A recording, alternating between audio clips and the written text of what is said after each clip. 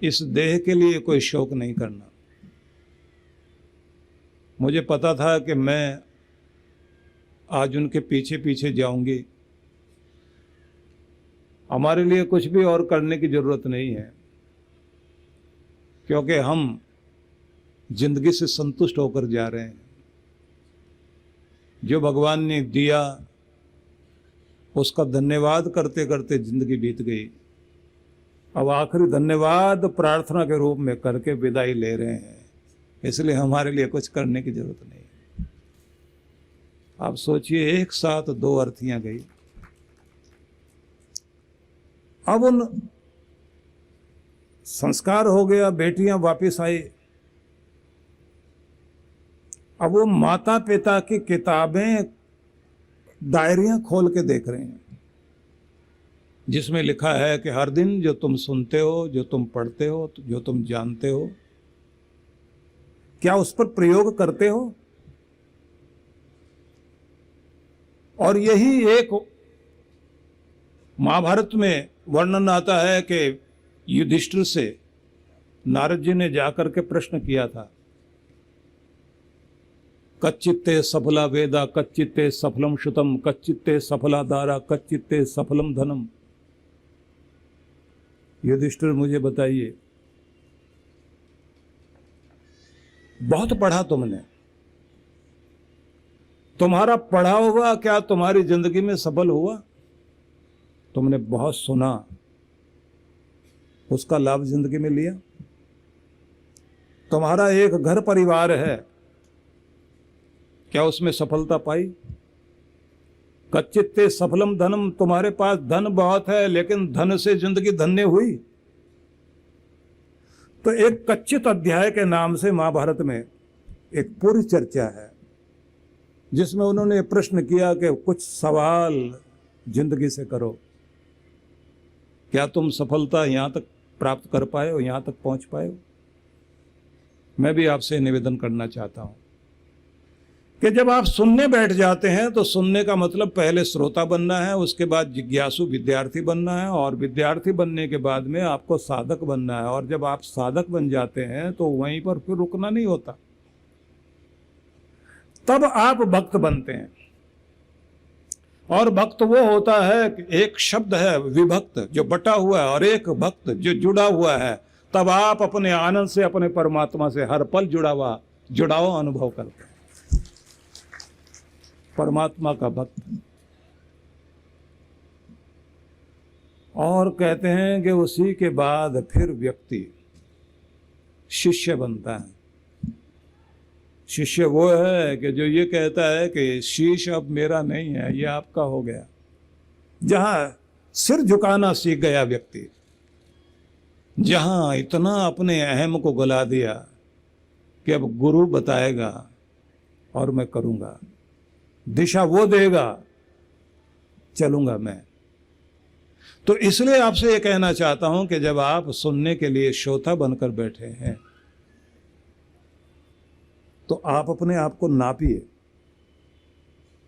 कि कुछ प्रगति हुई। दुर्गति से, अधोगति से हम लोग ऊपर उठे, अपना कल्याण करने के लिए तैयार हुए। तो इसलिए आपको यह कहना चाहता हूं कि भगवान श्री कृष्ण की गीता बहुत महत्वपूर्ण ग्रंथ है, जिंदगी को अमरता देने वाला ग्रंथ है।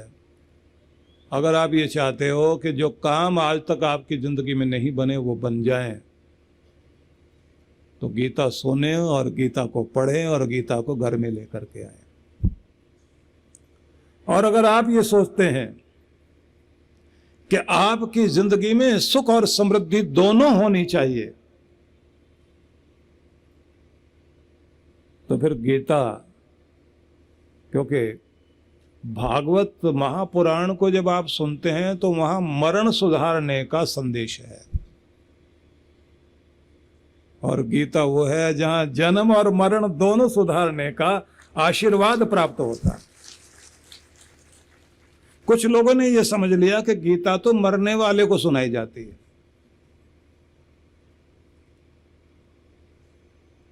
गीता मरने वाले को नहीं सुनाई जाती। बहुत लोगों ने यही समझ रखा है, गीता सुना दीजिए प्राण निकलने वाले हैं। तो अर्जुन के भी प्राण निकल रहे होंगे जब भगवान ने उसको कहा कि चल बेटा अब गीता सुन ले, क्योंकि मरने तो वाला ही है तुम। ये बहुत गलत धारणा है लोगों के मन में। गीता की जितनी महिमा लिखी है इतनी तो किसी की महिमा नहीं है, किसी ग्रंथ की इतनी महिमा नहीं है। समृद्धि जिससे मिले गीता, सफलता जिससे मिले गीता, जीत जिससे मिले वो गीता, जीवन जिससे सुधर जाए वो गीता, भक्ति जिससे मिल जाए वो गीता, कर्म योग जिससे सफल हो जाए वो गीता, और जिससे मरण भी सुधर जाए वो भी गीता, और जिससे इस जीवन में लोक और परलोक दोनों सुधर जाए वो भी गीता। इसलिए गीता जरूर पढ़िए, हर घर में होनी चाहिए। मजे की बात तो यह है कि हमसे ज्यादा बाहर वाले लोग गीता के प्रति लट्टू हैं, वो बहुत ज्यादा श्रद्धा रखते हैं। हम ही लोग, क्योंकि कथा कहानी वाली कोई चीज हो तो वो तो सुनने में आनंद आता है, गीता में कथा कहानी नहीं है। ये तो फार्मूले हैं, जीवन में आ जाएं तो उसके बाद आपकी जिंदगी वो नहीं रहती जो अब तक थी। इसलिए जब भगवान कृष्ण ये कहते हैं कि तुम्हें तप बताता हूं क्या होता है, उन्होंने कहा कि तुम्हारा मानसिक तप ये है, मनः प्रसाद, मन से हर पल प्रसाद गुण से युक्त हो जाए। मतलब सदा मुस्कुराते हुए प्रसन्नता में जीवन जीना शुरू कर दो हर स्थिति परिस्थिति में, तो तुम्हारी जिंदगी में मानसिक तप शुरू हो गया। ये सबसे बड़ा तप है। अब आप सोचिए कृष्ण ने कैसा तप बताया। रुलाने वाली घड़ियां हैं चारों तरफ, लेकिन उसके बाद भी तुम्हारी मुस्कान कोई छीन ना पाए। कृष्ण आगे फिर कहते हैं मन प्रसाद सौम्यत्वम, तुम्हारे अंदर की सौम्यता और शांति शीतलता। छीनने वाले होंगे चारों तरफ, तुम्हें भड़काने वाले, तुम्हें दुखी करने वाले। तपस्या यही है कि पूरी दुनिया तुम्हारी शांति भंग करने की चेष्टा करे तो भी तुम्हारी शांति तुम्हारे अंदर कायम रहनी चाहिए, तो तुम तपस्वी हो। ये करो अभ्यास, शांत रहना ही है और मुस्कुराते हुए जीना है। मनः प्रसाद सौम्यत्वम मौनमात्म विनिग्रह। लोगों की बातें सुन सुनकर अंदर बड़ा शोर आता है, आंखें बंद करते ही इतना शोर सुनाई देता है। सोने के समय तो इतनी बातें याद आती हैं जो कभी नहीं आती।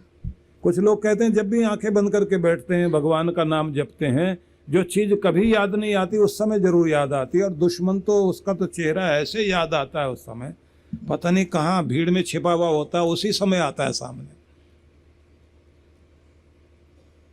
तो पूरी दुनिया भर का शोर आपके अंदर चल रहा होता है। भगवान कहते हैं जब तुम अपने अंदर अपने भीतर के मौन को सुरक्षित रख करके अपने भीतर की शांति को सुरक्षित कर लेते हो, तब तुम तपस्वी हो। ये तपस्या है और ये प्रैक्टिस करो। मतलब प्रसन्नता बनाए रखनी है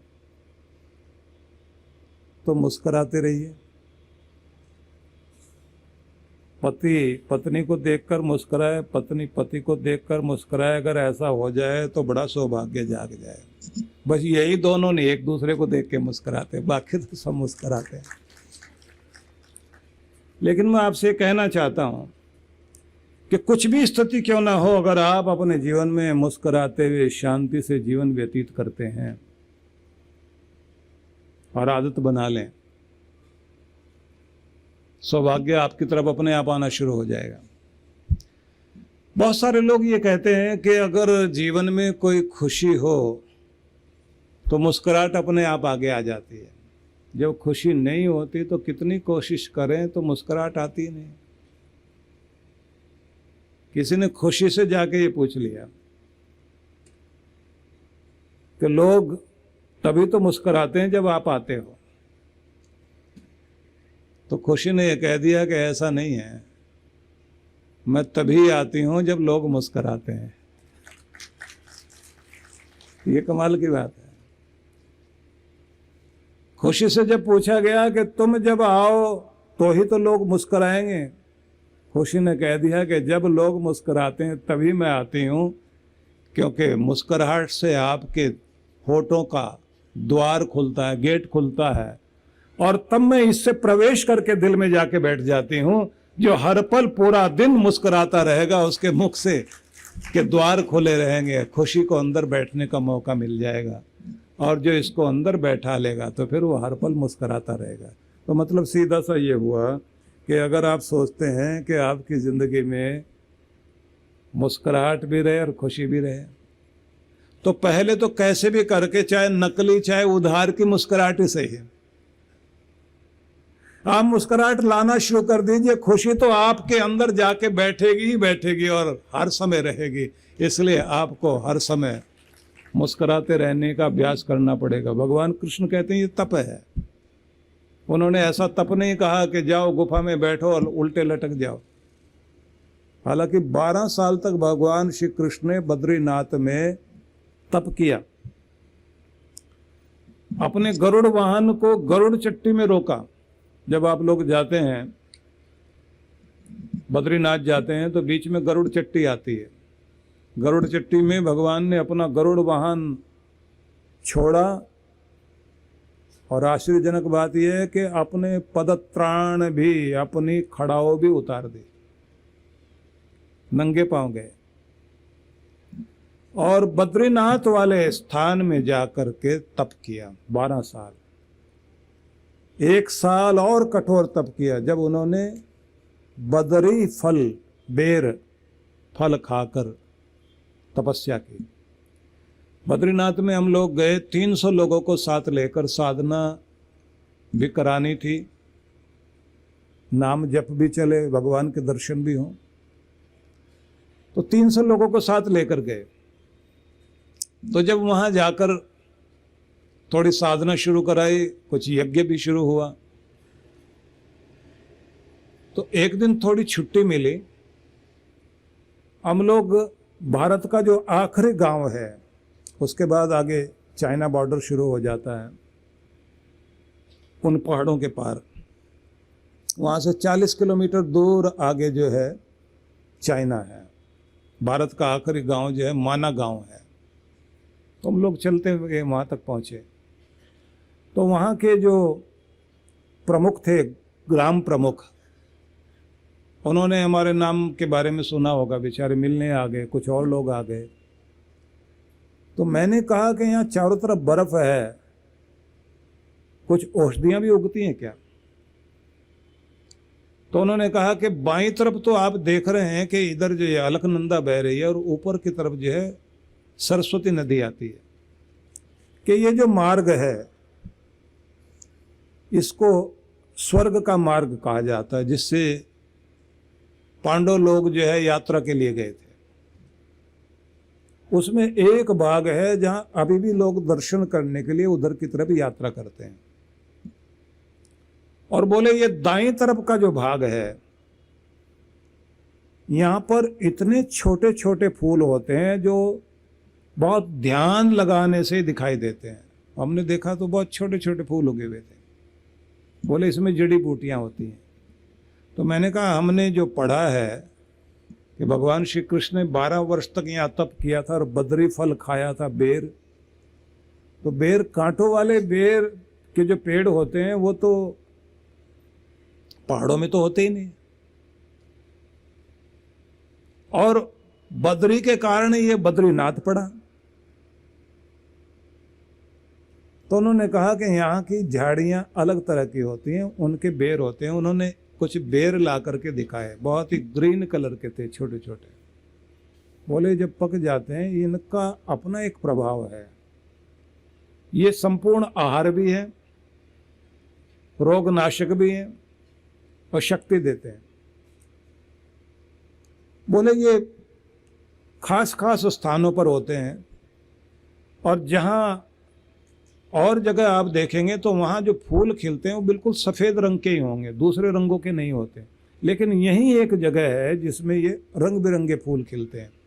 और इससे पीछे वाला जो भाग है जहाँ से जो है वो फूलों की घाटी में जाते हैं, वो नीचे की तरफ जा कर के है, काफ़ी नीचे जा कर के वो भाग है। जहाँ से हेमकुंड साहब की तरफ जाते हैं तो एक रास्ता जाता है जहाँ 3 किलोमीटर की चौड़ाई और 10 किलोमीटर की लंबाई तक फूल ही फूल खिलते हैं। अगस्त के महीने में लोग जाते हैं, उसको बोलते हैं फूलों की घाटी।